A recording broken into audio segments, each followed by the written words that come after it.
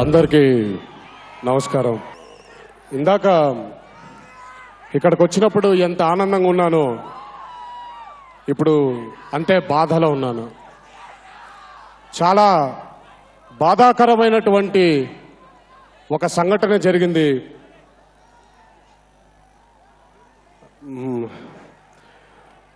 ఒక అభిమాని ఇక్కడికి వచ్చిన తర్వాత తొక్కిసలాటలో మృతి చెందడం చాలా బాధాకరంగా ఉంది. మా అమ్మకి నేను ఒకనే బిడ్డని. ఎప్పుడు బాధగా ఉండేది, నాకు తోడబుట్టిన వాళ్ళు లేరేంటి అని. కానీ ఈరోజు ఎంతమంది తోడబుట్టిన వాళ్ళని అప్పచెప్పారు నాకు. అందులో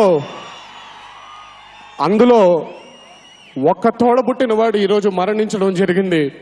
ఇలా ఉంటేనే మనం మీ అందరి పిడికిలి మధ్యలో ఉండే గుండెను నేను, నా పిడికిలో ఉండే గుండెలు మీరు.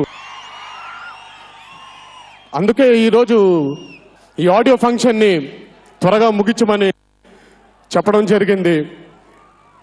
ఇలాంటి బాధాకరమైనటువంటి సంఘటన ఎప్పుడు జరగకూడదు, ఇంకోసారి జరగకూడదని ఆ దేవుణ్ణి మనసారా కోరుకు. మీ అందరూ తిరిగి ఇంటికి వెళ్ళాలి. దయచేసి గుర్తు పెట్టుకోండి, మీకోసం ఇంట్లో మీ కుటుంబ సభ్యులు, మీ తోడబుట్టిన వాళ్ళు, మీ అమ్మ నాన్నలు ఎదురు చూస్తున్నారు. దయచేసి మీ ప్రేమ కోసం నేను ఎదురు చూస్తున్నాను.